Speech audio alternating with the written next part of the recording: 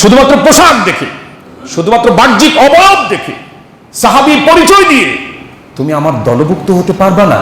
মান গাশশানা ফালাইসা মিন্নি, যে মানুষের সাথে প্রতারণা করবে, ধোঁকা দিবে, সে আমার উম্মতের অন্তর্ভুক্ত হওয়ার কোনো চান্স নাই। আল্লাহু আকবার বলেন, আর একটু জোরে বলেন আল্লাহু আকবার। কিসের ইসমতে আম্বিয়া নিয়ে কথা বলি আমরা, কিসের আদালতে সাহাবা নিয়ে কথা বলি, কিসের মেয়ারে হক নিয়ে কথা বলি। আবার এটা যেতে যেতে এখন হাঁটতে হাঁটতে পার্লামেন্টও চলে গেছে, গেছে না?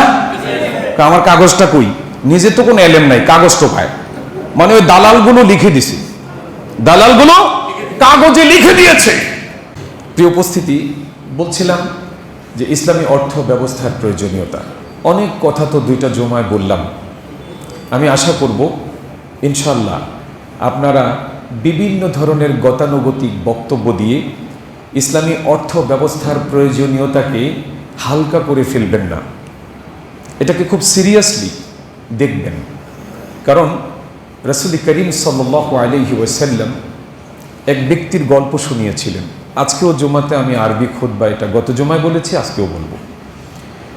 রাসূল করিম সাল্লাল্লাহু আলাইহি ওয়াসাল্লাম এক ব্যক্তি সম্পর্কে লম্বা এক হাদিসের অংশে বলছেন যে তিনি দূর দূরান্ত থেকে সফর করে এসেছেন। এই হাদিস আমি একাধিকবার আপনাদেরকে শুনিয়েছি। সফর করে এসে তিনি মাতাফে দাঁড়িয়ে, মাতাফ মানে কি? মাতাফ মানে হচ্ছে যেখানে তাওয়াফ করা হয়। সৃষ্টি জগতের মধ্যে দুইটা মাতাফ আছে, একটা মধ্যপ্রাচ্যের দেশ সৌদি আরবিয়ার মক্কা নগরীতে অবস্থিত, আরেকটা ঠিক এই বাইতুল্লাহ বরাবর মহাকাশে অবস্থিত। সুবহানাল্লাহ। একটা আল্লাহ তাআলা উন্মুক্ত করে দিয়েছেন সবার জন্য, আর একটাকে খাস করে দিয়েছেন ফেরেশতাদের জন্য। আল্লাহ সুবহানাহু ওয়া তাআলার ফেরেশতার সংখ্যা বোঝাতে গিয়ে আমরা এই বাইতুল্লাহ সন্ধান পেয়েছি। কোরআন শরীফে বলেছেন ওমা ইয়ালামু জুনুদা রাব্বিকা ইল্লা হু। এই আয়াতের ব্যাখ্যায় গেলে ওই বাইতুল্লাহর খবর পাওয়া যায়। এখানে আল্লাহ বলছেন যে পৃথিবীর ব্যবস্থাপনা এবং সৃষ্টি জগতের শৃঙ্খলা বিধানে আল্লাহ তাআলা কত সোলজার সৃষ্টি করেছেন, এটা তিনি ছাড়া আর কেউ জানেন না। তো মানুষের তো কৌতূহল হচ্ছে নিষিদ্ধ জিনিসের প্রতি বেশি, যেটা আল্লাহ প্রয়োজন মনে করে নাই, বলে নাই, সেটা জানবার জন্য মানুষের আগ্রহ একটু বেশি।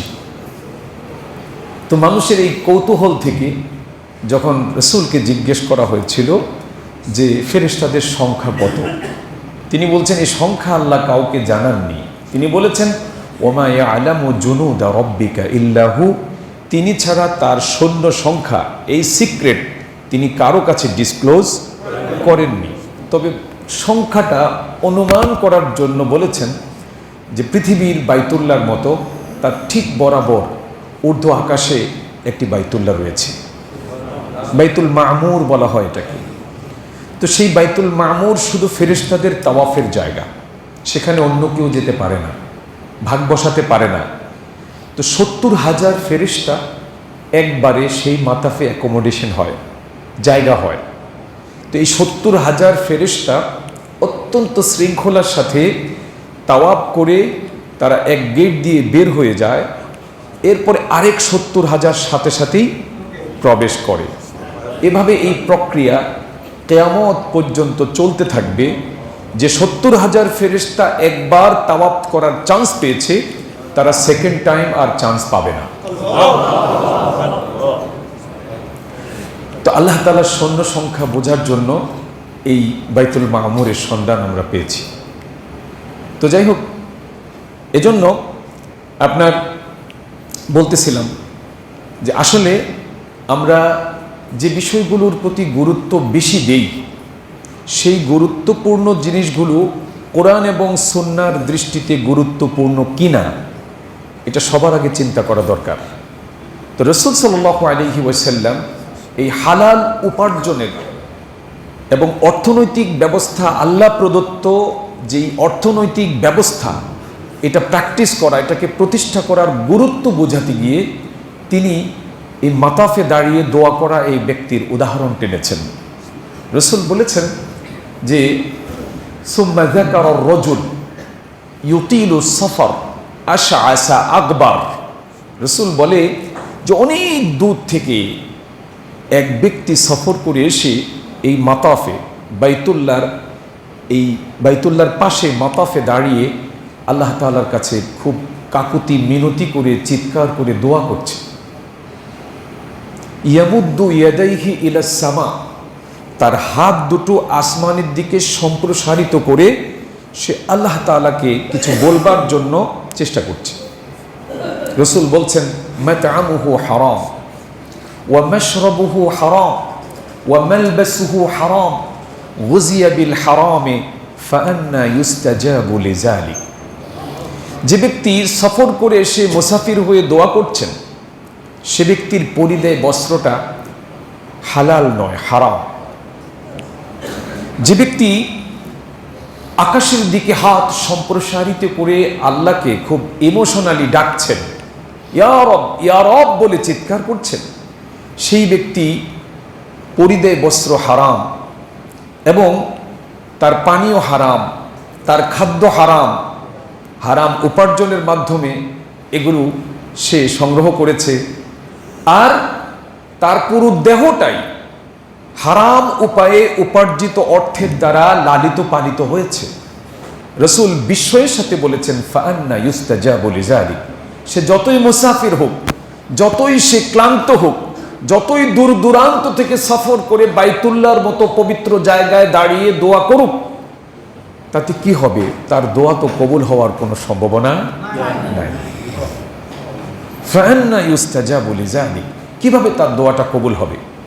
প্রায় আমাদেরকে মানুষ বলে, হুজুর এত দোয়া করি আল্লাহ তো শোনে না। তো আল্লাহ তাআলার সুন্নতের কোনো পরিবর্তন আছে বলেন? কোরআন বলছে সুন্নাতাল্লাহি ফিল্লাযীনা খালাউ মিন ক্বাবলু ওয়া লান তাজিদা লিসুন্নাতিল্লাহি তাবদীলা। আল্লাহ তাআলা পৃথিবী পরিচালনার ক্ষেত্রে নিজের একটা নীতি বানিয়ে নিয়েছেন। কেউ তাকে বানিয়ে দেয়নি, তিনি নিজেই একটা নীতি তৈরি করেছেন। আল্লাহ আশ্বাস দিয়ে বলেছেন, আশ্বস্ত করেছেন, এই নীতিতে কখনো কোনো সময় কোনো অবস্থাতেই কোনো পরিবর্তন সংযোজন বিয়োজন হবে না। ওয়ালান তাজিদা লিসুন্নাতিল্লাহি তাবদীলা। তোমরা সমগ্র জীবনব্যাপী অনুসন্ধান করে আল্লাহ তাআলার এই নীতিতে কোনো পরিবর্তন দেখবে না। দেখেছি দুনিয়ার সূচনা লগ্ন থেকে হযরত আদম আলাইহিস সালামের ছেলে শরিয়া লঙ্ঘন করেছে, আল্লাহ তাআলা তাকে নবীর পুত্র হিসেবে কি ছেড়ে দিয়েছেন? নূহ আলাইহিস সালামের ছেলে কেনান নবীর মিছিলে শামিল হয় নাই, বিরুদ্ধবাদীদের সঙ্গী হয়েছে। আল্লাহ তাআলা এই ধরনের কাজের পরিণতি অতীতে যা করেছেন, নূহ আলাইহিস সালামের মতো জলিলুল কদর নবীর সন্তান হওয়া সত্ত্বেও তাকেও পানিতে চুবিয়ে মেরেছেন। কোনো পরিবর্তন আছে? ফেরাউন আসলো মুসা আলাইহিস সালামের জামানায়, তিনিও একই পন্থা অবলম্বন করে খোদাদ্রোহী হলেন, তিনিও বিদ্রোহী হলেন। আল্লাহ তাআলা তার সাথেও একই পরিণতি, তাকে ভিন্ন ফরম্যাটে তাকেও ধ্বংস করেছেন। মূল জিনিস হচ্ছে ধ্বংস করেছেন। এমনিভাবে পৃথিবীর ইতিহাসে যুগে যুগে যারাই আল্লাহ তাআলার নীতিমালা লঙ্ঘন করে সীমাকে লঙ্ঘন করেছে, তাদের সবার পরিণতি সেম, একই হয়েছে। তারা জমিন থেকে, মাতৃভূমি থেকে বিতাড়িত হয়েছে, উৎখাত হয়েছে, নির্মূল হয়ে গেছে, একেবারে নির্বংশ হয়ে গেছে। তারা একদম ধ্বংসের স্তূপে পরিণত হয়েছে, ঠিক কিনা? তাহলে ওয়ালান তাজিদা লিসুন্নাতিল্লাহি তাবদীলা। আপনি মিলায় দেখেন, পৃথিবীতে কোন সীমা লঙ্ঘনকারীদের সাথে আল্লাহ সুবহানাহু ওয়া তাআলা খাতির করে নাই, দুই রকম আচরণ করে নাই। তো আল্লাহ সুবহানাহু ওয়া তাআলার নীতিতে কোনো পরিবর্তন হয় না। রাসূল বলছেন, এই ব্যক্তির দোয়া যে কারণে কবুল হচ্ছে না, আমার কাছে মনে হয় কি জানেন, আমরা পীর বুজুর্গ আলেম ওলামা খতিব শায়েখ যত যাই কিছু হই না কেন, একই কারণে আমাদের দোয়াটাও কবুল হচ্ছে না। কোনো সন্দেহ আছে? যদি কারো দোয়া কবুল হয়ে থাকে, নিঃসন্দেহে তিনি ওই বাইন্ডিংস এবং ওই নীতিমালা মেনটেন করেই আল্লাহ তাআলার কাছে তার আবেদনপত্র কবুল করাতে সক্ষম হয়েছেন। এর ব্যতিক্রমে কিন্তু হয় নাই। কি কঠিন কথা দেখেন, যে ইউতিলুস সাফার আশআসা আগবার ইয়ামুদ্দু ইয়াদাইহি ইলাস সামা ফাকাল ইয়া রাব ইয়া রাব মাতআমুহু হারাম মাশরাবুহু হারাম মালবাসুহু হারাম গুজিয়া বিল হারামে ফাআন্না ইউস্তাজাবু লিযালিক। অথচ দেখেন উম্মার চরম এই দুর্দিনে, উম্মার চরম এই দুর্দিনে আমরা কি দেখছি? উম্মার যারা রাহবার দাবি করেন নিজেকে, উলামায়ে কেরাম, পীর মাশায়েখ, তারা কি নিয়ে ব্যস্ত আছেন? গত কদিন আগে, এখন ইদানিং হঠাৎ করেই আমাদের উম্মা দরদি উলামায়ে কেরাম হৃদয়ে প্রচণ্ড দরদ জাগ্রত হয়েছে জাতির প্রতি। তার জন্য তারা শানে সাহাবা সম্মেলন করেছে। কি সাহাবা? শানে সাহাবা।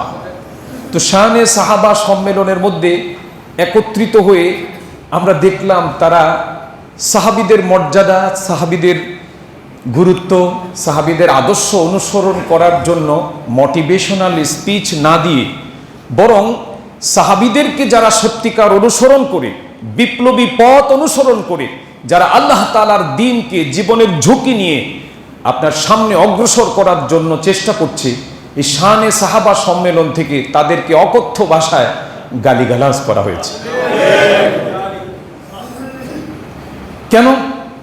আসলে যুগ যুগ ধরে এই গুরুত্বপূর্ণ আলোচনা তাদের কাছে গুরুত্ব পায় নাই। বাংলাদেশের মানুষ হালাল উপার্জনের অভাবে তাদের তাহাজ্জুদগুলো বাদ যাচ্ছে, তাদের নামাজগুলো ধ্বংস হচ্ছে, তাদের কোনো আমল, জিকির, আজকার, তাসবিহ, তাহলিল, দোয়া, দরুদ কিচ্ছুই আল্লাহর দরবারে শর্ত অনুযায়ী কবুল হচ্ছে না। এটাকে কবুল করানোর প্রক্রিয়া কি হতে পারে, ইসলামী অর্থনীতি কিভাবে প্রতিষ্ঠা করা যেতে পারে, এই বিষয়গুলো সম্পর্কে তথাকথিত উম্মার রাহবাররা কোনো ধরনের বক্তব্য না দিয়ে, কোনো টেনশন না করে তারা শানে সাহাবা নামে বিভিন্ন জটিল, কঠিন, বিভিন্ন গবেষণাধর্মী বিষয় নিয়ে তারা জাতির দৃষ্টি আকর্ষণ করার চেষ্টা করছে। এর কারণটা কি? আমি যেটা বুঝলাম কারণ আসলে একটাই।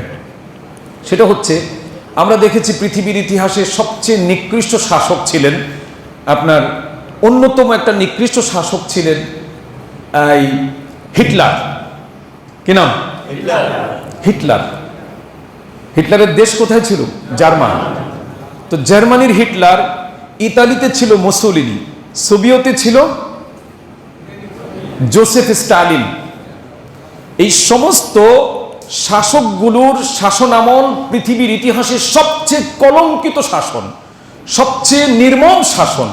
কিন্তু আমরা ইতিহাস খুঁজলে, ইতিহাসের পাতা উল্টালে আমরা দেখতে পাই এই নিকৃষ্ট শাসকদের পাশে দাঁড়িয়েও তাদের সহানুভূতি, তাদের সিম্প্যাথি, তাদের দৃষ্টি আকর্ষণ করে পদ পদবি ভাগিয়ে নেওয়ার জন্য সুযোগ সন্ধানী একটা শ্রেণী বুদ্ধিজীবী, একটা শ্রেণী তথাকথিত ছদ্মবেশী মৌলবীরা তাদের পাশে দাঁড়িয়ে তাদের প্রশংসা করেছেন এবং তাদের সহানুভূতি, তাদের থেকে সুযোগ সুবিধা আদায়ের জন্য তাদের পলিটিক্যাল অপোনেন্ট যারা, রাজনৈতিক প্রতিপক্ষ যারা, তাদেরকে নাস্তানাবুদ করেছেন। ঠিক কি না?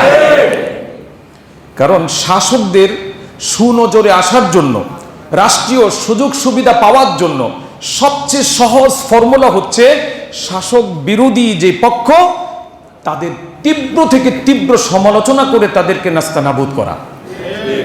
আমরা বিগত ফ্যাসিস্ট আমলে দেখেছি, ফ্যাসিজম তিনবার 4 বার বিনা ভোটে আপনার এদেশে রাজত্ব করেছে কেউ কেউ। তো করার পর আমরা দেখলাম আমাদের মতো জামা কাপড় পরা, বিশাল দাড়ি, বিশাল জুব্বা, বিশাল পাগড়ি পরা কিছু মৌলবি গিয়ে সেই ফ্যাসিজমকে উপাধি দিল যে আপনি জাতির মা, কওমি জননী। আপনারা এটা দেখছেন কিনা? তো আপনি কি মনে করেছেন আপনার চোখ আছে, আপনার কান আছে, আপনার পঞ্চ ইন্দ্রিয় আছে? ওই মৌলানার, তথাকথিত মৌলানার কি চোখ, কান, নাক, মুখ, 5 সেন্স নাই? আছে। সেও বুঝতে পারে সেও বুঝতে পারে, কারণ তখন রাষ্ট্রীয় সুযোগ সুবিধা, রাষ্ট্রীয় পদ পদবি, রাষ্ট্রীয় বড় টেন্ডার, বড় পদ, বড় পদবি, বিভিন্ন সুযোগ সুবিধা ভাগিয়ে নেওয়ার জন্য এই পন্থা ছাড়া সহজ কোনো পন্থা নাই। পক্ষান্তরে কি করলো, ব্যবসায়ীদের মধ্যে একটা গ্রুপ, যেই আমি মনে করি কিছু কিছু ব্যবসায়ীকে তাদের অতীতের দেয়া পামপট্টি, অতীতের দেয়া তাদের যে চাটুকারিতা, পৃথিবীতে তাদেরকে মানে সবচেয়ে তাদের বিবেককে সবচেয়ে বেশি কষ্ট দিচ্ছে তাদের অতীতের কিছু চাটুকারিতা। যেমন একজন ব্যবসায়ীর কথা আপনারা জানেন, বাংলাদেশের বড় একটা শিল্প গ্রুপ বসুন্ধরা গ্রুপ, তিনি অতি উৎসাহী হয়ে আজকের মাননীয় প্রধানমন্ত্রীর ব্যাপারে কি বলেছিলেন। তিনি ফ্যাসিস্ট প্রধানমন্ত্রীর সম্মেলনে উপস্থিত হয়ে তিনি মোটামুটি নিশ্চিত হয়েছেন যে উনি জীবিত থাকতে আর কেউ আসতে পারবে না। তখন তিনি এবার নির্দ্বিধায় বলেছিলেন কথা যে বিদেশে পলাতক সাজাপ্রাপ্ত আসামি যদি রাজনীতি করতে পারে, তাহলে মাননীয় প্রধানমন্ত্রী আপনি জেলখানার সবাইকে রাজনীতি করার অধিকার দিয়ে দেন। বলছিল কিনা?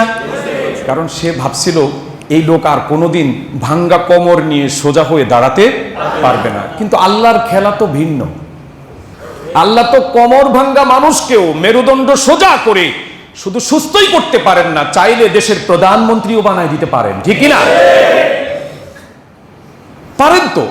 কিন্তু এই যে চাটুকারিতা, সিকোফ্যান্সি আজকে সবচেয়ে বেশি কষ্ট দিচ্ছে। সে চাইতেছে আহারে বাতাসের মধ্য থেকে আমার কথাগুলোকে যদি ধরতে পারতাম, ধৈরা এগুলোকে ডিলিট করতে পারতাম, তাহলে আমি এখন মুখ বাঁচাইতে পারতাম। কিন্তু একবার যখন মুখ ফসকে কোনো কথা বেরিয়ে যায়, এটাকে আর ধামা চাপা দিয়ে রাখা যায় না। অনেক টাকা পয়সা দিয়ে আপনি ইউটিউব কর্তৃপক্ষ থেকে এটা ডিলিট করাতে পারলেও পারতে পারেন, ফেসবুক কর্তৃপক্ষকে টাকা পয়সা দিয়ে ম্যানেজ করে ডিলিট করালেও করতে পারেন। কিন্তু মা ইয়ালফিযু মিন কাউলিন ইল্লা লাদাইহি রাকিবুন আতীদ, যে সূক্ষ্ম লেখক, সূক্ষ্মদর্শী আপনার এই কথাকে কুদরতি ক্যামেরায় রেকর্ডিং করেছে, পৃথিবীর কারো শক্তি নাই সে কথা ডিলিট করে দিতে পারে, ঠিক না? এজন্য আল্লাহ বলেছেন কথা বলতে সাবধান, ঠোঁট দিয়ে কথা বলতে সাবধান। তো যে কারণে বসুন্ধরা গ্রুপের সেই সোবান সাহেব কম বুদ্ধি নাই, ওনার বিশাল বুদ্ধি। ওরা কখনো কাউকে সরাসরি হিট করতো না। কোন পর্যায়ে হিট করছে? 3-3 বার, 4-4 বার বিনা ভোটে যখন তিনি দেশ চালাচ্ছিলেন, তখন উনি নিশ্চিত হয়েছেন যে তিনি যেহেতু 4 বার পেরেছেন, তাহলে সারা জীবন উনি পারবেন। সুতরাং দুর্বলের সমালোচনা করতে তো কোনো অসুবিধা নেই, ঠিক কিনা বলেন? দুর্বলের সমালোচনা, যার কোনো সম্ভাবনা নয়, তাকে কুপকাত করে যার প্রভাব আছে তার সহানুভূতি, তার সিম্প্যাথি যদি আদায় করা যায়, তাহলে মন্দ কি? মন্দ কি? ঠিক একই কারণে এদেশের তথাকথিত ছদ্মবেশী কিছু মৌলবী, লোভী, দরবারি দালাল এই শানে সাহাবা নামে সম্মেলন করে বর্তমান শাসক দলের প্রধান প্রতিদ্বন্দ্বীদেরকে কুপকাত করে, সূক্ষ্ম সমালোচনা করে আসলে তারা শাসকদের হালুয়া রুটি খাইতে চায়, ঠিক না? ওই হালুয়া রুটি ভাগ চায়। এটা বোঝার জন্য আপনার পিএইচডি করার কোনো দরকার নাই, নরমাল বুঝতে পারি আমরা। অর্থনীতি নিয়ে আলোচনা নাই, হালাল হারামের বিধান নিয়ে কোনো কথা নাই। যেই শর্তের কারণে আপনার তাহাজ্জুদ, আপনার জীবনের ঈমান, আকীদা সব কিছু ঝুলে আছে, কবুল হচ্ছে না, সেই ইকোনমিক সিস্টেম বদলাবার জন্য তথাকথিত এই মৌলবীদের, দরবারি সুবিধাভোগী দালালদের মুখে কোনো বক্তব্য শোনা যায় না।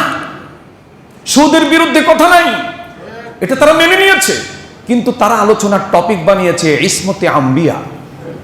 ইসমতে আম্বিয়া আলোচনার টপিক বানিয়েছে আদালতে সাহাবা, আলোচনার টপিক বানিয়েছে মেয়ারে হক, যেগুলো এদেশের সাধারণ মানুষ এই পরিভাষাগুলোই বুঝে না।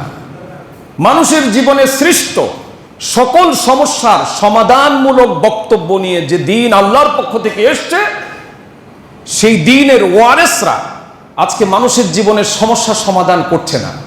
বাজেট নিয়ে এদের কোনো কথা নাই, বাজেট কিভাবে কি হবে এটা নিয়ে কোনো কথা নাই। যেই কারণে আপনার বন্দিগি ঝুলে আছে, ইবাদত কবুল হবে না, জান্নাত থেকে মানুষ বঞ্চিত হবে। কোরআন এবং সুন্নাহর সরাসরি নস, এই ধরনের বক্তব্যগুলো নিয়ে জাতির দরদি রাহবারদের যেমন তাড়না অনুভব করা দরকার ছিল, তারা তা না করে জটিল কঠিন আপনার আলোচনাগুলোকে সামনে নিয়ে এসেছে উম্মাকে দ্বিধা বিভক্ত করবার জন্য, আর কোনো উদ্দেশ্য নাই। এরা এটা নতুন করছে না, ফেরাউন এটা করেছিল। এটা ফেরাউন যে করছে এটা কে বলেছে? আল্লাহ বলেছে। আলা ফিল আরদ ওয়া জাআলা আহলাহা শিয়া। ফেরাউন তার রাজত্বকে দীর্ঘস্থায়ী করবার জন্য যে ফর্মুলা, যে স্ট্র্যাটেজি অবলম্বন করেছে, আজকের ফেরাউনরাও ঠিক তাই করছে। জাতিকে বিভক্ত করে, দুর্বল বানিয়ে, প্রতিবাদীদের কণ্ঠকে থামিয়ে দিয়ে এরপর তারা তাদের অপরাজনীতি, তাদের অপশাসনকে দীর্ঘায়িত করতে চায়। আরবিতে একটি কথা আছে, আল কুফরু মিল্লাতুন ওয়াহিদা। সমস্ত বাতিল, সমস্ত মিথ্যা শক্তি সোর্স এক, অভিন্ন, এক অভিন্ন। শুট কোট ফরা মৌলবীরাও কথা বলে ইসমতে আম্বিয়া নিয়ে। কি নিয়ে? ইসমতে আম্বিয়া, শানে সাহাবা। আরে ভাই, তুমি এগুলো কি বুঝো? তুমি এগুলো কি বুঝো? যখন কোন মৌলবী সুর এই শুটকুট ফরা লোকদের সাথে মিলে যায়, বুঝতে হবে ওনাদেরকে কে লালন পালন করছে। বুঝতে কোনো অসুবিধা আছে? এই গুরুত্বপূর্ণ আলোচনাগুলো নাই। এটা আমাদের দুর্ভাগ্য, এটা আমাদের দুর্ভাগ্য যে আপনি নামাজ পড়লেন, আজকে 40 বছর ধরে নামাজ পড়েন, হাদিস যেটা শোনালাম সেটা অনুযায়ী এবার আপনি চিন্তা করেন আপনার কোন আলোচনাটা বেশি গুরুত্বপূর্ণ ছিল, কোন আলোচনাটা বেশি গুরুত্বপূর্ণ ছিল। আপনি হালাল হারামের কোনো উপায় পাচ্ছেন না। কি করলে আপনি হালাল পথে বৈধ উপায়ে স্বাচ্ছন্দ্যে বাংলাদেশে জীবন যাপন করতে পারবেন, এমন একটা পরিবেশ তৈরির ব্যাপারে উম্মার রাহবাররা কোনো কথা বলছে না। চুপচাপ চুপচাপ, বরং তারা তাদের হাতের তালু দিয়ে সূর্যের আলোকে আড়াল করতে চায়, সূর্যের আলোকে আড়াল করতে চায়। এটা সম্ভব হবে না। এজন্য এই উৎপাতটা ইদানিং খুব বেড়ে গেছে, খুব বেড়ে গেছে। জাতিকে ঐক্যবদ্ধ করা, পৃথিবীতে মানব সমাজের যত অর্জন রয়েছে সমস্ত অর্জনের পেছনে একটা শক্তি কাজ করেছে, সেটা হলো ইউনিটি। সেটা কি? ইউনিটি। বিচ্ছিন্ন হয়ে, বিশৃঙ্খল হয়ে মানব জাতির ইতিহাসে কোনো অর্জন নাই। কোনো অর্জন আছে? এবার আপনি আমাদের স্বাধীনতা যুদ্ধ বলেন, এখানে যদি আমরা হিন্দু কারা, বৌদ্ধ কারা, খ্রিস্টান কারা, এই গ্রুপে আমরা তাদেরকে নেব না, কারা আলেম না ওটাদেরকে নেব না, তাহলে স্বাধীনতা কি 9 মাসে অর্জিত হতো? হতো না। ব্রিটিশদের বিরুদ্ধে আন্দোলন করতে গিয়ে, ব্রিটিশ খেদাও আন্দোলন করতে গিয়ে এদেশের ওলামাদের, শীর্ষস্থানীয় ওলামারা বলেছে যে এই অপশক্তিকে নির্মূল করে বিতাড়িত করার জন্য যদি একটা কুকুরের সাথেও জোট বাঁধতে হয়, তাহলে আমি সেই কুকুরকে নেতা বানিয়ে আমি জোট বাঁধতে রাজি আছি। আমাদের আকাবিররা বলেছে সেই কথা। কিন্তু এখন যারা খালবাকলা উঠাচ্ছে, অপ্রয়োজনীয় জিনিস নিয়ে হাইলাইট করে জাতির দৃষ্টিকে ভিন্ন খাতে পরিচালিত করছে, এরা সব সময় ছিল। জোসেফ স্ট্যালিনের প্রশংসা করা মানুষ ছিল, ভুলে গেলে চলবে না। হিটলার, মুসোলিনির প্রশংসা করা মানুষ ছিল। কিন্তু আজকে ঠিক একই গ্রুপের চক্করে পড়ে গোটা বাঙালি, গোটা বাংলাদেশি মানুষের জীবন, ইমান সব কিছু চ্যালেঞ্জের মুখে পড়ে গেছে। এজন্য হেলফুল ফজল মসজিদে এই ছোট্ট পরিসরে আমরা আপনাদের সাথে এই আলোচনাগুলো শেয়ার করেছি, এই হাদিসগুলো শোনাই যে এইভাবে আপনি চেষ্টা করেন। এখন আপনি যে হালালভাবে চলার জন্য চেষ্টা করবেন, হালাল পথে বৈধ উপায়ে জীবনের প্রয়োজন পূরণ করার জন্য সবচেয়ে উত্তম মাধ্যম, বরকতময় মাধ্যম হচ্ছে ব্যবসা বাণিজ্য। সেটা কি? ব্যবসা বাণিজ্য। অনেকগুলো উপায় আছে, আমি বলেছি গত জুমাতে, ধীরে ধীরে আমরা এগুলো বলবো। প্রথম, আল্লাহ তাআলার আশীর্বাদ পুষ্ট উপার্জনের মাধ্যম, বরকতময় মাধ্যমের নাম কি? ব্যবসা। ব্যবসা বাণিজ্য, ব্যবসা বাণিজ্য। চাকরি তো করতে হবে, কারো দিয়ে তো আল্লাহ চাকরি করাবেন, ঠিক আছে, কিন্তু চাকরি মানে কিন্তু নিজের স্বপ্ন পূরণ করা নয়। নিজের আল্লাহ প্রদত্ত মেধা দিয়ে, শক্তি দিয়ে, সামর্থ্য দিয়ে অন্যের স্বপ্ন পূরণ করার নাম সহজে বলে চাকরি। কি বলে? চাকরি। আপনি 9টায় গিয়ে ঢুকবেন, 5টায় বের হবেন, আপনাকে যেখানে ইনস্ট্রাকশন দেওয়া হবে, সে টেবিলে যে কাজ দিয়ে দেওয়া হবে, যে লেখা লিখতে বলা হবে, আপনি সেটা করবেন। এটার নাম হচ্ছে চাকরি। আপনার নিজস্ব কোনো টেনশন নাই, নিজস্ব কোনো স্বপ্ন নাই, নিজস্ব স্বপ্ন পূরণ করার কোনো চিন্তাও নাই। তো চাকরির প্রসঙ্গে পরে আসছি, এটা বৈধ, বৈধ, অবশ্যই বৈধ, এটা তো আল্লাহই করান, কারণে কেউ করতে হবে। কিন্তু সবচেয়ে বরকতময় উপার্জনের মাধ্যমের নাম কি? এটা কোরআন সুন্নাহ থেকে আমি বলছি। উপার্জনের 90% বারাকা রেখেছেন আল্লাহ কোথায়? ব্যবসায়।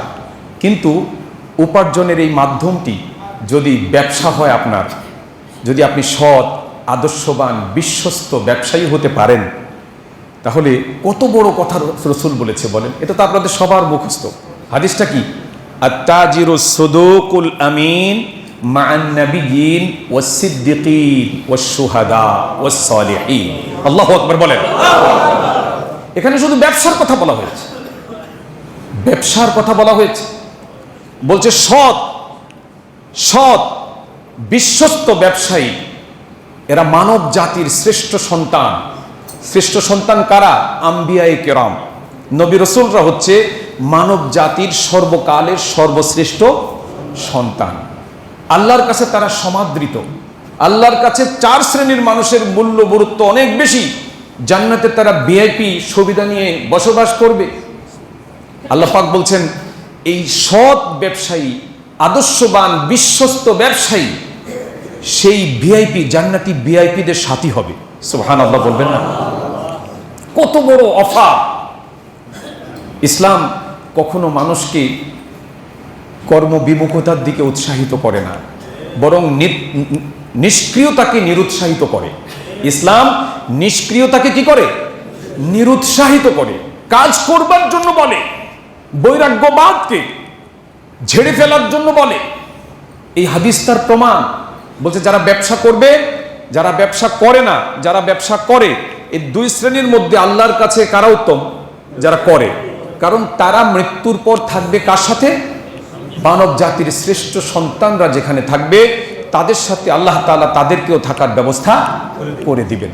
এখন প্রশ্ন হলো, শর্ত তো আছে, কয়েকটা মোটা মোটা শর্ত বলি। 1 নাম্বার হচ্ছে ব্যবসায় কোনো ধোঁকা থাকতে পারবে না। আমরা সবাই মোটামুটি ব্যবসা করি। এই ফজিলত শুনে আপনারা নিশ্চয়ই খুশি হয়েছেন, যাক চাকরি করি না, অন্য কোনো কাজ করি না, ব্যবসা করি, তাহলে ডাইরেক্ট মরার পর আল্লাহর নামে নবীগুলোকে যাই বইয়ে যাবো নাকি? না, এত সহজ না, কিছু শর্ত আছে। প্রত্যেকটা কাজেরই কিছু শর্ত আছে না নাই? শর্ত আছে। 1 নাম্বার শর্ত হচ্ছে ব্যবসায় কোনো ধোঁকা থাকতে পারবে না, প্রতারণা, চিটিং থাকতে পারবে না।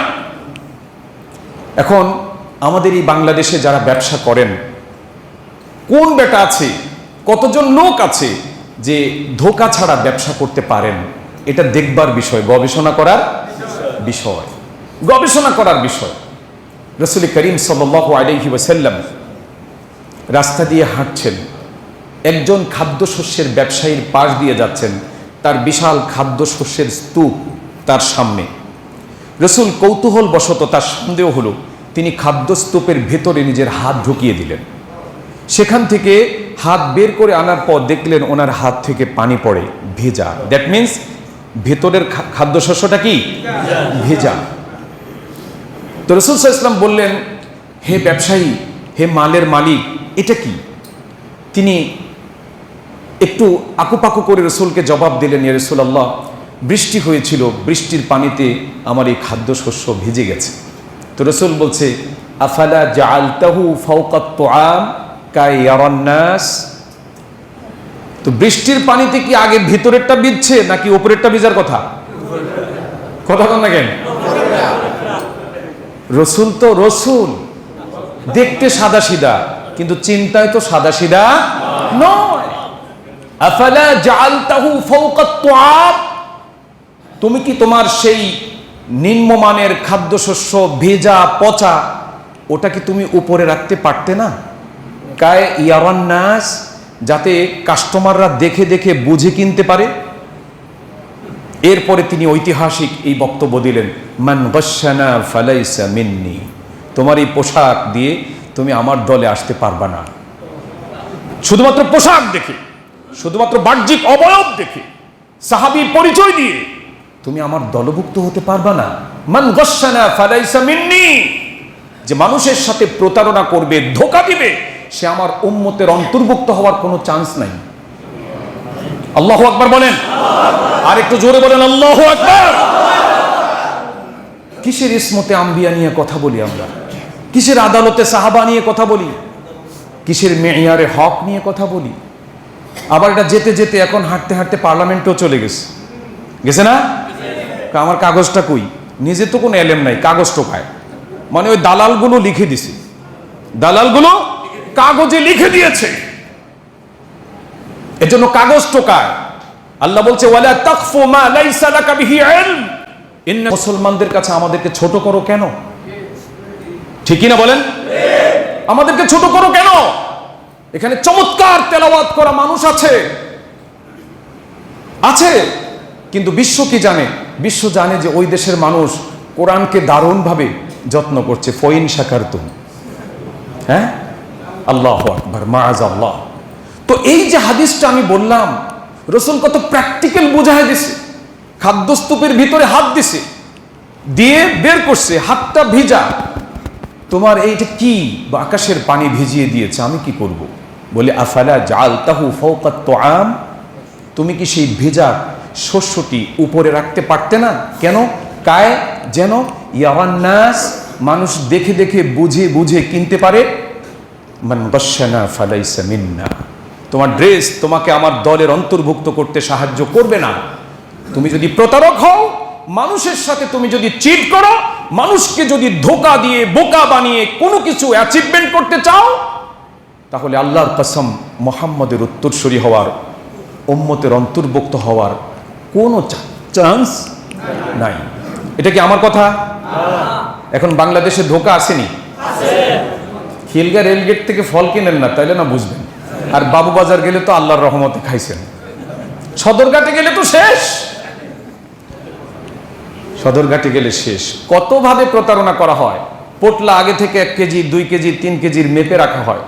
ওই বেচারা অনেকক্ষণ পাওয়ারি চশমা দিয়ে এইভাবে দেখে দেখে, আগের বার বউয়ের হাতের মাইর খাইছে, পচা ফল নিয়া বউয়ের বকা খাইছে, পোলাপাইনের কাছে আপনার তিরস্কৃত হয়েছে।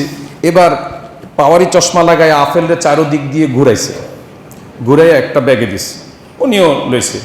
তো মাপ শেষ, 1 সেকেন্ডের জন্য একটু ওদিকে চাইছে, ওইটা নিচে চলে গেছে, আগেরটা উপরে উঠে গেছে। কারণ বাসায় যায় দেখে যে আজকে একটা আরো খারাপ। কাহারে চোখে কি হলো আমার, কি চাই আনলাম, কি দেখা আনলাম। বউ কয় তোমার তকদিরে এরকম, তুমি বাজারে গেলে তোমারে মনে করে, সব ব্যবসায়ীরা তোমারে মনে করে এই হাদারাম আসছে। তো বেচারা মনে মনে কষ্টে হৃদয় লাল হয়ে যায়, মুখ লাল হয়ে যায়, যে আর কেমনে দেখলে ভালোটা আনতে পারবো, আমি নিজেও বুঝি না। নিজের অবস্থানই সে হারিয়ে ফেলে। আসলে ঘটনাটা ঘটছে কয় সেকেন্ডে? আপনারা তো সবাই, আমি প্রকাশ্যে বলে দিচ্ছি, এখানে পপুলার একটা মাংসের দোকান আছে না? তো সেই মাংসের দোকানে আমিও গোশত কিনতে সেই অনেক দূর থেকে এখানে যেতাম, কিন্তু একদিন আমার সাথে এটা ঘটে গেছে। তো আমার সাথে ঘটছে, তার জন্য আমি বললাম, এরে আমার সাথে ঘটাইছস তো 2 জোর কাস্টমার কমলেও কমবে ইনশাল্লাহ। আজকে সেই মোক্ষম সময় আলোচনায় চলে আসছে। আমি অনেক তাকায় তাকায় থাইকা বললাম যে এই রান থেকে আমাকে 5 কেজি মাংস দেন। এই রান থেকেই কাটা হলো, দেওয়া হলো। হ্যাঁ, এরপরে আমাকে তার মাথার উপরে এক আন্ডা ঝুলে আছে, অন্ডকোষ, ষাঁড়ের অন্ডকোষ উপরে ঝুলে আছে, আবার পাশে গুদ্দা ঝুলে আছে, কলিজা ঝুলে আছে। তো হঠাৎ করেই আমাকে কেন জানি বলল যে স্যার মাংসটা খুব ভালো, এখান থেকে একটু দিব। তা আমি এই যে তাকাইলাম না, কিন্তু আমার এটা নিচে আছে, ওইটা উপরে গেছে। বুঝেন নাই? কারণ আমি জানি তো এই বাটপাররা তো বাটপারি এভাবে করে, আমরা তো ধোকা খাইতে খাইতে শিখছি। তো আমি 1 চোখ নিচে আর 1 চোখ উপরে দিয়া বলতেছি না ওটা লাগবে না আমার। এই হ্যাঁ মনে করছে 2 চোখে ওদিকে গেছে। এজন্য সে 1 কোষ উপরের থেকে উঠাইয়া 5 কেজি মাংসটা 9 কেজি বানাইলেছে। ওইটা ফ্রিজের মাংস, আগের মাংস। তখন আমার সাথে একরকম ধরাধরি। আপনারা কেউ যদি ওই রাস্তা দিয়ে যেতেন, তাহলে আমার সম্পর্কে আপনাদের খারাপ ধারণা হতো যে ইনি একটা মসজিদের ইমাম গোশতওয়ালার সাথে মারামারি করতে আসে। আমি তো বলি right is not given but it is taken by force. ওখানে ঝগড়া করা, ওখানে মারামারি করা আমার জন্য ফরজ। ধোঁকাবাজের সাথে আমার অধিকার আদায় করার জন্য প্রয়োজনে বাঁশ লাঠি ধরা আমার জন্য ফরজ। কারণ আপনি প্রতিবাদী না হলে এইভাবে ওই এখান থেকে একটু দেই, এটা হবে। তো এটা কি ধোঁকাবাজি না? তো উনি অনেক বড় হয়েছেন, কসাই থেকে এখন কোটিপতি হয়েছেন, কিন্তু আল্লাহর দরবারে এই আন্ডা আর কলিজা দেখায়া মানুষদেরকে যা দিয়েছেন সেটার জবাব আল্লাহর দরবারে তাকে দিতে হবে, ঠিক কিনা বলেন? তো ভেজাল সবচেয়ে বড় বলছি কি ধোঁকা। ব্যবসা করবেন, নবীদের সাথে থাকবেন, সিদ্দিকীনদের সাথে থাকবেন, চমৎকার অফার, কিন্তু কিছু টার্মস কন্ডিশন আছে। আমি সংক্ষেপে বলছি, 1 নাম্বার কন্ডিশনটা কি? আপনার ব্যবসায় কোনো ধোঁকা থাকতে পারবে না। এটা বড় করছি না, চলে যাচ্ছি এবার ভেজালে। ভেজাল থাকতে পারবে না। কি থাকতে পারবে না? ভেজাল। আহারে, শতকরা 90% মুসলমানের দেশে ম্যাজিস্ট্রেট রোকনুদ্দৌলার কথা আমরা ভুলে যাইনি। আমাদের ডিসি সারওয়ারের কথা সম্প্রতি আমাদের হৃদয়ে রক্তক্ষরণ হচ্ছে। বেটার অপরাধটা কি? অপরাধ হচ্ছে মাজার লইয়া যারা ব্যবসা করে। মুসলিম প্রধান দেশে এদের প্রত্যেককে আইনের আওতায় এনে এদের জায়গা করে দেওয়ার দরকার ছিল জেলখানায়, ঠিক না? কিন্তু যেহেতু এই টাকার ভাগ সব জায়গায় চলে যাচ্ছে, এক মোমবাতি 100 বার বিক্রি হয়, ঠিক না? হিস্ট্রির কোনো শেষ নাই। গাঁজা মদের গন্ধের জন্য কোনো মাজারে যাওয়া যায় না, সব অপকর্মগুলো করা হয়। ডিসি সারওয়ার তিনি নৈতিকভাবে দারুণ একজন মানুষ। ওনার দাড়ি আমার মতো লম্বা না, উনি ক্লিন শেভ করে, কিন্তু আখলাকের কারণে আমি তাকে ভালোবাসি। কথা বুঝতে পেরেছেন? আমি বহু দাড়িওয়ালাকে ঘৃণা করি, বহু দাড়ি ছাড়া এই জাতীয় আচরণের লোককে আমি মহব্বত করি। এটা আপনার দৃষ্টিতে অনেক মনে হয় খারাপ হতে পারে না? এদেশের খতিবুল উম্মাহ যারা, তারা শুধু ইঞ্চি দিয়া মানুষের দাড়ি মাপে, কিন্তু ইঞ্চি দিয়া দাড়ি মাপে, কিন্তু চরিত্র মাপতে পারে না, ঠিক না? ডিসি সারওয়ার তিনি যখন আপনার ভোক্তা অধিকারী ছিলেন, দারুণ সার্ভিস দিয়েছেন। ম্যাজিস্ট্রেট রোকনুদ্দৌলা ডিসি সুলাইমানের কথা জাতি এখনো ভুলে নাই। বলছে যারা ফেনীর মানুষ তারা ডিসি সুলাইমানের নাম শুনলে এখনো লাভ দিয়া বৈশা যায়, কারণ ডিসি সুলাইমান তার সমস্ত শক্তি, রাষ্ট্রীয় শক্তি দিয়ে এক টপ টেররের জীবনকে থামিয়ে দিয়েছিলেন। তো যাই হোক, ভেজাল, আমাদের জীবনটাই ভেজাল, জীবনটাই ভেজাল হয়ে গেছে। অতি মুনাফা অর্জন করার মানসিকতা নিয়ে এই টুপি মাথায় দিয়ে বহু ধার্মিকতার কথা বলে, সুন্দর সুন্দর কথা বলে তার ব্যবসার পণ্যে ভেজাল মেশায়, মেশায় না? পৃথিবীর কোনো দেশে এত কিডনি রোগী নাই, পৃথিবীর কোনো দেশে এত হার্ট অ্যাটাকের ঘটনা ঘটে না, পৃথিবীর কোনো দেশে লিভার সিরোসিসের ঘটনা এতটা ঘটে না, পৃথিবীর কোনো দেশে মানুষ স্ট্রোকের ঝুঁকি এতটা বহন করে চলে না। একমাত্র দেশ, নাম কি? বাংলাদেশ। কোন দেশ? বাংলাদেশ, যেখানে এনি টাইম স্ট্রোকের ঝুঁকি নিয়ে আমরা চলছি, আমরা হার্ট অ্যাটাকে আক্রান্ত হচ্ছি। আমাদের যে গত জমাতে বললাম, রমনা উষায় রিপন, আমাদের বন্ধু মানুষ রিপন ভাই, আগের দিন কথা বলে আসছি, পরের দিন শোনার আগে উনি কবরেই চলে গেছে, জানাজায়ও যেতে পারি নাই। তো এত তাড়াতাড়ি মানুষটা মরলো কেমনে? Heart attack. তো হার্ট অ্যাটাক করে কেন অ্যাটাক হয়? এবার এই এআই এর যুগে আপনি জিজ্ঞেস করেন যে হার্ট অ্যাটাকের ঝুঁকি কোন খাবারের মাধ্যমে বাড়ে? কেন হার্ট অ্যাটাক হবে না? কেন লিভার সিরোসিস হবে না? কেন ব্রেন স্ট্রোক হবে না? কেন আপনার কিডনি অচল, ড্যামেজ হয়ে যাবে না? আরো স্কিনের প্রবলেম কেন হবে না? এর প্রত্যেকটা কারণের পিছনে মূল কারণ হচ্ছে আমাদের পাকস্থলিতে যে খাবারটা আমরা পৌঁছাচ্ছি, হাজার চেষ্টা করেও ভেজাল মুক্ত শুদ্ধ খাবার আমরা পাই না, ঠিকই না? আমাদের হলুদ মরিচের গুঁড়ার সাথে ইটের গুঁড়া মেশানো। কিসের গুঁড়া? ইটের গুঁড়া মেশানো হয়, ভয়ঙ্কর ব্যাপার। ধনের গুঁড়ার সাথে আমাদের কাঠের গুঁড়া মেশানো হয়। মাছকে কয়েকদিন ধরে রাখার জন্য ক্ষতিকর রাসায়নিক পদার্থ ফরমালিন মেশানো হয়, ডিডিটি পাউডার মেশানো হয়, কত ধরনের কাপড়ের রং, এই রং খাদ্যকে, বাচ্চাদের খাদ্যকে লুক্রেটিভ করার জন্য বড় বড় ইন্ডাস্ট্রিয়ালিস্টরা একেবারে কাপড়ের রং সেখানে ঢেলে দেয়।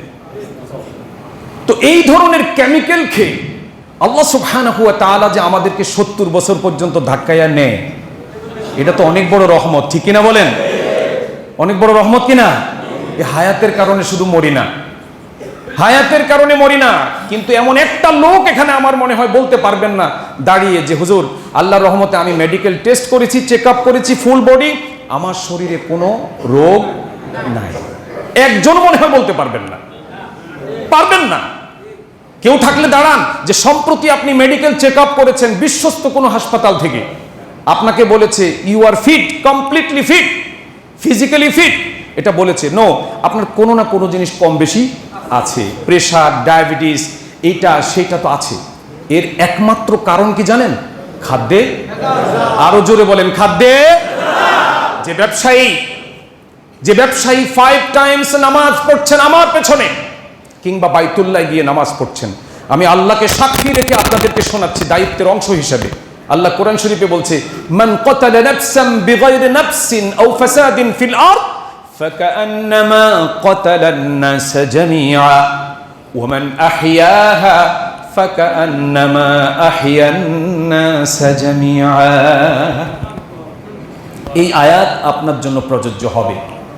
আপনি হত্যার দায়ে, আল্লাহর কসম, আপনি খাদ্যে ভেজাল মিশিয়ে মানুষকে যে সাইলেন্ট কিলার, মানুষের জন্য আপনি একটা সাইলেন্ট কিলার, আপনি গোপন সুপ্ত গুপ্ত হত্যাকারী হয়ে এই সমাজের মধ্যে ভদ্র সুরত ধরে বসবাস করছেন, খাদ্যে ভেজাল মিশাচ্ছেন, তো আল্লাহর কসম কোনো না কোনো বান্দার হত্যার অপরাধে আল্লাহর আদালতে আপনাকে আসামির কাঠগড়ায় দাঁড়াতেই হবে। ফোন নিয়ে আপনার ইবাদত আর 2 টাকার দান সদকা এগুলো পরে রাখেন। এত বেশি নমনীয় হওয়ার কোনো সুযোগ এদেশে আর নাই। এদেশে আমাদের দুর্ভাগ্য যে এই বিষয়গুলো সরাসরি বিষ। আরে রাসায়নিক যে কোনো কেমিক্যাল 1 গ্লাস যদি আপনাকে খাওয়ায় দেওয়া হয়, আপনি তো সাথে সাথে মারা যাবেন। তো ওরা সহনীয় করে এটা দেয়, অতি মুনাফার জন্য এগুলো করে। আমরা সৌদি আরবে দেখছি, আরব বিশ্বে বহু দেশে দেখছি, আপনার বলে বলে খাবার তারা ফেলে দেয়। এত সুন্দর, কোনো নষ্ট হয় নাই, কিচ্ছু হয়নি, ফেলে দেয় কেন? কয় যেটা বাসি হয়ে গেছে। এটা যদি কাস্টমারদেরকে খাওয়ায় তাহলে জনমের জন্য এই দোকানে তালা পড়বে, এটা আর কেউ খুলতে পারবে না। ভোক্তা অধিকার আছে, ভোক্তা অধিকারের ম্যাজিস্ট্রেট রিপিটার দেখছি না, কিসের জোরে? সুতা কই? সুতা অন্য জায়গায়, ঘুরে ঘেরা মূল সব অপরাধের মূল জিনিস হচ্ছে এক জায়গায়। এক জায়গায় রসুনের কোষ ভিন্ন ভিন্ন, কিন্তু এর গোড়াটা কোথায়? এক জায়গায়। তাহলে খাদ্যে ভেজাল যদি মেশান, যে কোনো জিনিসের ব্যবসা করেন আপনি ভেজাল মেশাতে পারবেন না। এবার ধোকার নাম দিয়ে সমস্ত ব্যবসা এটার মধ্যে ইনক্লুড হয়ে গেছে। ওজনে কম দেওয়া, কি দেওয়া? ওজনে কম দিতে পারবেন না।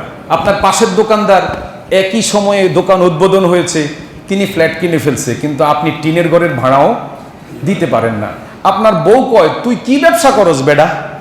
তোর লগে যে ভাইয়ে ব্যবসা ধরছে, একই আইটেম একই সময় উদ্বোধন হলো, ও ফ্ল্যাট বানাইলো, তুই বেটা ভাড়াও দিতে পারস না, কি ব্যবসা করস?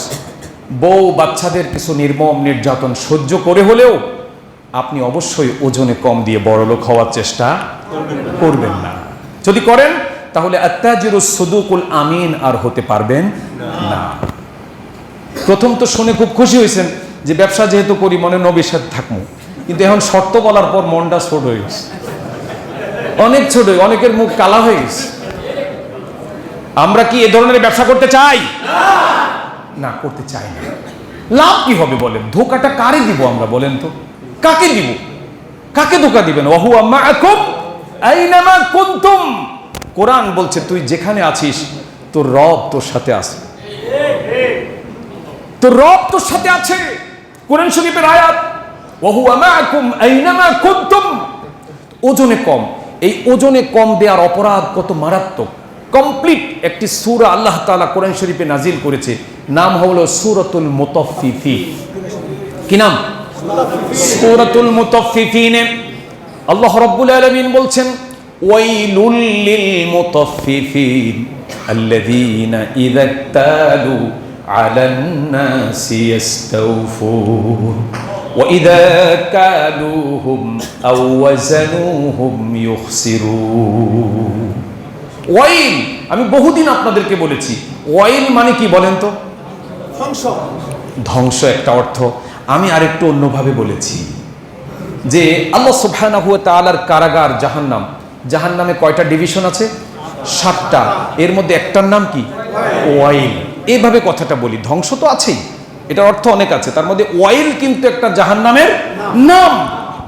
তো আল্লাহ বলছে ওয়াইল নামক জাহান্নামটাকে আমি প্রিপেয়ার্ড করে রেখেছি, প্রস্তুত করে রেখেছি। কার জন্য? আল্লাযীনা, তাদের জন্য যারা ইযাক্তালু আলান নাস, ইযাক্তালু আলান নাস, মানুষকে যখন তারা মেপে দেয় তখন কি দেয়? ইউখসিরুন, ইউখসিরুন, খাসারা করে, কম দেয়। আর যখন নিজে নেয় তখন নিজের পাওনা বুঝে শুনে গনে সেব দিয়ে গনে নেয়। বুঝছেন না? তো এখন এই চরিত্রের মানুষ মনে হয় বাংলাদেশে নাই, কিন্তু আমরা তো শানে সাহাবা নিয়ে ব্যস্ত আছি।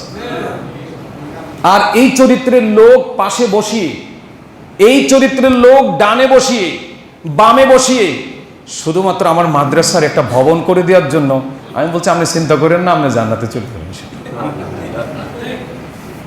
এই টাকা ওই যে আমগো নোয়াখালী, কুমিল্লা, বৃহত্তর চট্টগ্রাম বিভাগ মানে লক্ষ্মীপুর, এই 3টা জেলায় আঞ্চলিক একটা প্রবাদ আছে। সেটা কি জানেন? সেটা হচ্ছে, কথায় কথায় আমাদের লোকেরা বলে সব কথা বেয়া, আসল কথা টেয়া। কথা বুঝতে পারছেন? সব কথা বেয়া, আসল কথা টেয়া। বুঝছেন তো? এই সব কথা বেয়া, আসল কথা টেয়া কথাটা যদিও আঞ্চলিক, কিন্তু এর আবেদন, এর প্রয়োগ ক্ষেত্র মনে হয় গোটা বাংলাদেশ, ঠিক না? সব কিছুর মধ্যে এই পরিস্থিতি। তো সুতরাং আপনাদেরকে বলছি যে সৎ ব্যবসায়ী হতে চান, ব্যবসায়ী হন। একটা পরিবেশ তৈরি করতে হবে, ওজনে কম দেওয়া যাবে না। আল্লাহ বলেছেন ওয়াইযা ইক্তালু আলান নাস, যখন তোমরা মানুষকে মেপে দিবে, কোনো কিছু গণে দিবে, গণনায় এবং মাপে তোমরা কম করবে না। কওমে শুআইব নামে একটা সম্প্রদায়ের কথা আল্লাহ তাআলা কোরআন শরীফে বলেছে। কি কওম? শুআইব। হযরত শুআইব আলাইহিস সালামকে স্পেশাল রিফর্ম করার জন্য পৃথিবীতে আল্লাহ তাআলা পাঠিয়েছেন। ওই সম্প্রদায়ের সমস্যা ছিল একটা, সেটা কি? তারা ওজনে কম দিত, গণনায় কম দিত।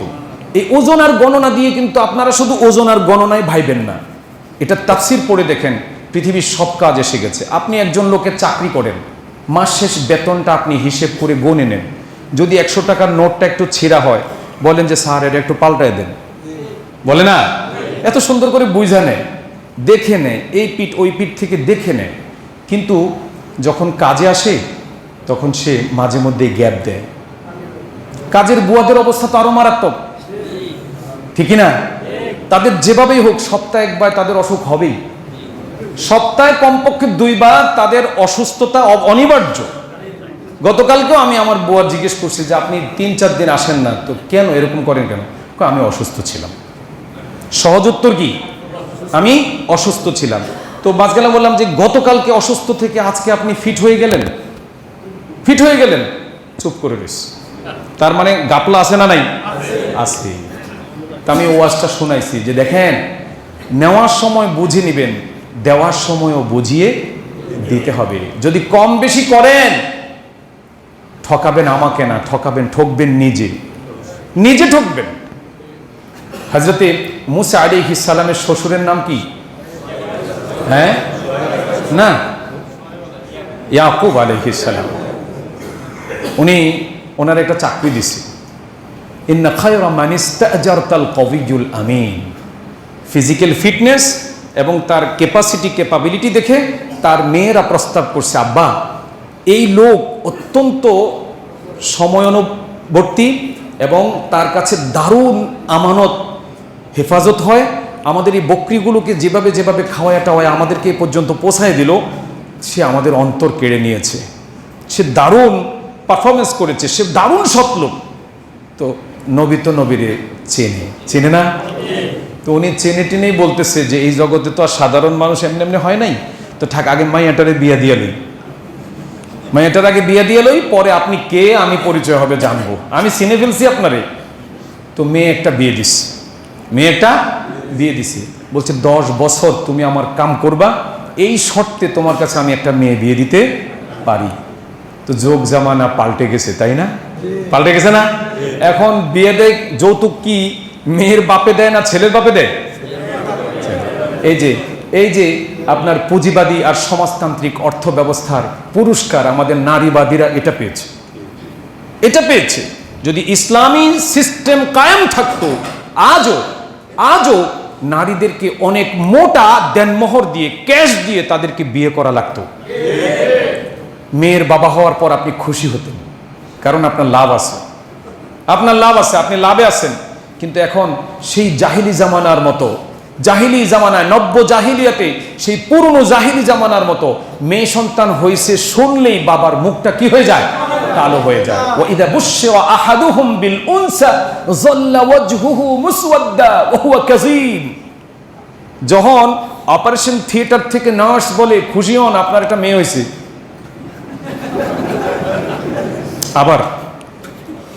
আবার এই একটা ছেলের জন্য 6টা মেয়ে হয়েছে একজনের।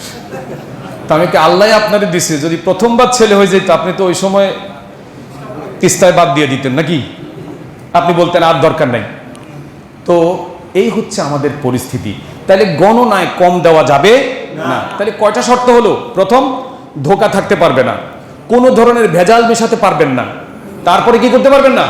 ওজনে কম দিতে পারবেন না। সর্বশেষ আজকে যেটা বলে শেষ করব সেটা হচ্ছে ইহতেকার করা যাবে না। ইহতেকার হচ্ছে মজুদদারি করা। কি করা? মজুদদারি করা। বাজারে অ্যাভেলেবল মাল আছে, এই মালগুলোকে পুঁজিপতিরা কৃষক থেকে কেড়ে নিয়ে বিশাল গোডাউনে তারা এগুলোকে তালাবদ্ধ রাখে, পুঞ্জীভূত করে রাখে, আর্টিফিশিয়াল একটা ক্রাইসিস ক্রিয়েট করে, বাজারে ওই পণ্যের শর্ট দেখা দেয়, তখন ভোক্তাদের মাথা নষ্ট হয়ে যায়। গতকালকে যে পেঁয়াজ নিয়ে আমি এসছি বাসায় 25 টাকা দিয়ে, হয়তো আজকে বাজারে গিয়ে দেখতে পারি এটা 50 টাকা। এরকম ঘটনা আমাদের দেশে হয়েছে না? তো এটা তো এখানে সব ফেরেশতারা করছে, আমরা তো আর করি নাই। আমরা তো মুসলমান। আল্লাহ রাসূল বলছে, লা ইয়াহতাকিরু ইল্লা খাতি। প্রচন্ড রকমের পাপিষ্টরা ছাড়া কেউ মানুষের জীবনে আর্টিফিশিয়াল এই কৃত্রিম সংকট তৈরি করে মানুষকে কষ্ট দিতে পারে না। এটা জায়েজ নাই। যদি বাজারে পণ্য অ্যাভেলেবেল থাকে, আপনি রাষ্ট্রীয় নির্দেশনা মান্য করে সুনির্দিষ্ট একটা সময় পর্যন্ত আপনি পণ্য রাখতে পারেন, সিস্টেম আছে। আপনি পরিকল্পিতভাবে ক্রাইসিস সৃষ্টি করে দাম বাড়ানোর উদ্দেশ্যে, অতি মুনাফা অর্জনের উদ্দেশ্যে কেউ যদি ইহতেকার করে, তাহলে আল্লাহর গজব তাকে ধাওয়া করে। কিসে ধাওয়া করে? কয়েক বছরে অনেক অর্জন করে, খুব ভাল লাগতেছে, ফুরফুরে লাগতেছে, গাড়ি মেনটেন করতেছে। হঠাৎ একদিন আপনার গুদামের মধ্যে ধোঁয়া ওড়ে। কি ওড়ে?